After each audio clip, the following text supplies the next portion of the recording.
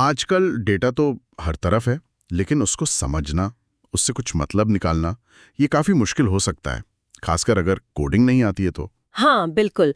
और सोचिए अगर कोई ऐसा टूल हो जो ये सब मुश्किल डेटा विजुअलाइजेशन को एकदम आसान विजुअल बना दे। वही तो। क्या ऐसा कुछ है? बिल्कुल है। यहीं पर ऑरेंज जैसे टूल्स यानी सॉफ्टवेयर काम आते हैं। ये एक ओपन सोर्स सॉफ्टवेयर है जो डेटा विजुअलाइजेशन और मशीन लर्निंग को बिना एक लाइन कोड लिखे मुमकिन बनाता है। अरे वाह, बिना कोड लिखे कैसे? हाँ, आप बस स्क्रीन पर छोटे छोटे ब्लॉक्स होते हैं जिन्हें विजिट्स कहते हैं, उनको जोड़ जोड़ कर पूरा एनालिसिस का वर्कफ्लो बना लेते हैं। अच्छा, तो चलिए आज इसी ऑरेंज को थोड़ा और गहराई से समझते हैं। हमारे पास जो जानकारी है उसके आधार पर देखते हैं कि ये असल में है क्या, कौन लोग इसे इस्तेमाल कर रहे हैं और क्यों ये इतना पॉपुलर हो रहा है। कुछ असली दुनिया के उदाहरण भी देखेंगे। जरूर।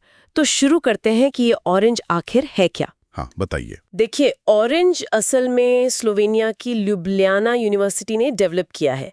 ये एक ओपन सोर्स सॉफ्टवेयर है और इसका मेन काम डेटा माइनिंग, मशीन लर्निंग और डेटा विजुअलाइजेशन को आसान बनाना है। और इसकी सबसे खास बात आपने बताई वो विजुअल इंटरफेस है। हाँ, मतलब कोड लिखने की जरूरत ही नहीं। यूजर एक खाली कैनवस पर जैसे ड्राइंग करते हैं ना, वैसे ही अलग अलग काम वाले विजिट्स खींच कर रखते हैं। जैसे? क्या क्या विजिट्स होते हैं? जैसे डेटा लोड करने के लिए विजिट, डेटा साफ करने के लिए, फिर विजुअलाइज करने के लिए, और हाँ, मशीन लर्निंग मॉडल बनाने के लिए भी। फिर इन सबको आपस में जोड़कर पूरा एनालिसिस पाइपलाइन या वर्कफ्लो तैयार हो जाता है। अच्छा। और ये किस टेक्नोलॉजी पे बना है? ये पाइथन और C++ में लिखा गया है। क्रॉस प्लेटफॉर्म है, मतलब विंडोज, मैकओएस, लिनक्स सब पर चलता है। और सबसे अच्छी बात, GNU GPL लाइसेंस के तहत एकदम मुफ्त है। अभी इसका वर्जन 3.39.0 चल रहा है। तो मतलब इस्तेमाल में आसान, विजुअलाइजेशन बढ़िया, और जरूरत पड़े तो एड ऑन से और फीचर्स भी जोड़ सकते हैं। सही है। बिल्कुल सही। अब ये बताइए कि इसका इस्तेमाल आखिर कर कौन रहा है? क्या ये सिर्फ एकेडमिक्स के लिए है? नहीं नहीं, ऐसा नहीं है। एकेडमिक्स में तो ये बहुत पॉपुलर है ही। स्कूल, कॉलेज, वर्कशॉप्स में डेटा माइनिंग, मशीन लर्निंग सिखाने के लिए खूब इस्तेमाल होता है। रिसर्च में भी इसका जबरदस्त इस्तेमाल है। जैसे बायो इन्फॉर्मेटिक्स में बेलर कॉलेज ऑफ मेडिसिन में RNA-seq डेटा एनालिसिस के लिए यूज करते हैं। मतलब ये समझने के लिए कि सेल्स में कौन से जीन्स एक्टिव हैं। अच्छा। और जैसे फ्रांस में सोलेल सिंक्रोट्रॉन है, वो एक बहुत पावरफुल मशीन है जो चीजों की अंदरूनी बनावट देखती है। वहां भी बड़े स्पेक्ट्रल डेटा को समझने के लिए ऑरेंज काम आता है। ये तो रिसर्च की बात हुई।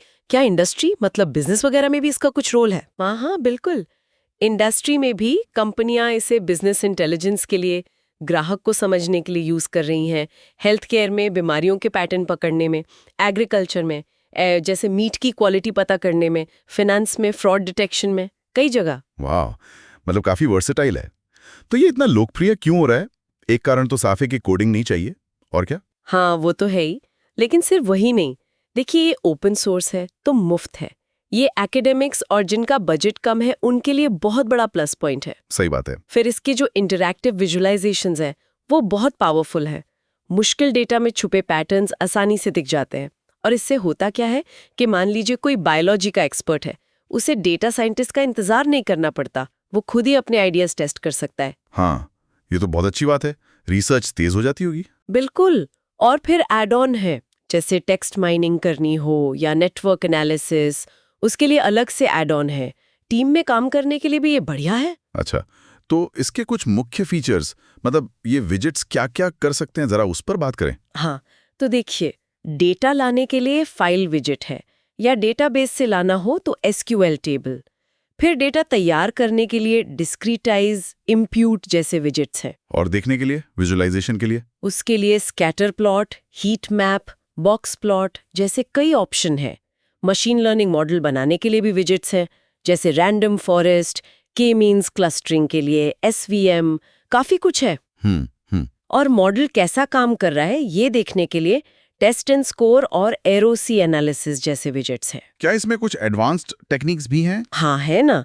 एडवांस्ड विजुअलाइजेशन जैसे MDS, TSNE, ये हाई डायमेंशनल डेटा को 2D में देखने में मदद करते हैं ताकि पैटर्न दिखें। लीनियर प्रोजेक्शन भी है। ओके। और जैसा मैंने कहा, खास कामों के लिए एक्सटेंशंस हैं, bio informatics, text mining, network analysis, time series के लिए भी। और अगर कभी लगे कि कुछ कस्टम करना है तो पाइथन स्क्रिप्ट विजेट भी है, उसमें आप अपना पाइथन कोड लिख सकते हैं। अच्छा, मतलब फ्लेक्सिबिलिटी भी है। तो अब कुछ असल दुनिया के उदाहरण हो जाएं, बेसिक से लेकर एडवांस्ड तक। हाँ बिल्कुल। देखिए, सबसे बेसिक लेवल पर तो स्कूलों में आइरिस डेटा सेट पर क्लासिफिकेशन सिखाते हैं। या मान लीजिए कोई दुकान वाला है, वो अपने बिक्री डेटा पर एसोसिएशन रूल्स विजेट चलाकर देख सकता है कि ग्राहक कौन सी चीजें साथ में खरीदते हैं। अच्छा, जैसे ब्रेड और बटर। हाँ बिल्कुल वैसा ही।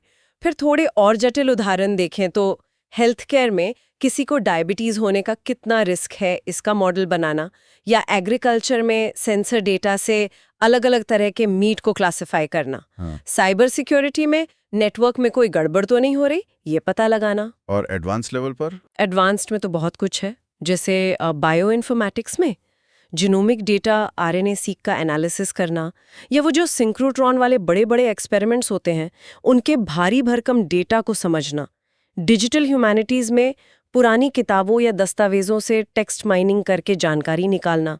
या फिर कंपनियां ये पता लगाती हैं कि कौन से ग्राहक उनकी सर्विस छोड़कर जा सकते हैं, मतलब कस्टमर चर्न प्रेडिक्शन।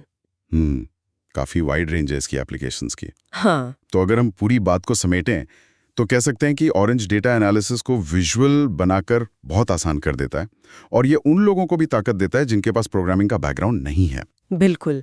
एक तरह से देखें तो ये टूल डेटा साइंस को सबके लिए उपलब्ध करा रहा है। सही मायनों में ये डेटा साइंस का लोकतंत्रीकरण है। सही कहा। और ये सोचने वाली बात है कि कैसे ये विजुअल टूल्स मुश्किल चीजों को इतना सुलभ बना रहे हैं। भविष्य में ये हमारी जानकारी को समझने और फैसले लेने की क्षमता को कैसे बदल सकते हैं, खासकर उन फील्ड्स में जहां पहले डेटा एक्सपर्ट्स कम थे। इस पे सोचना वाकई दिलचस्प है।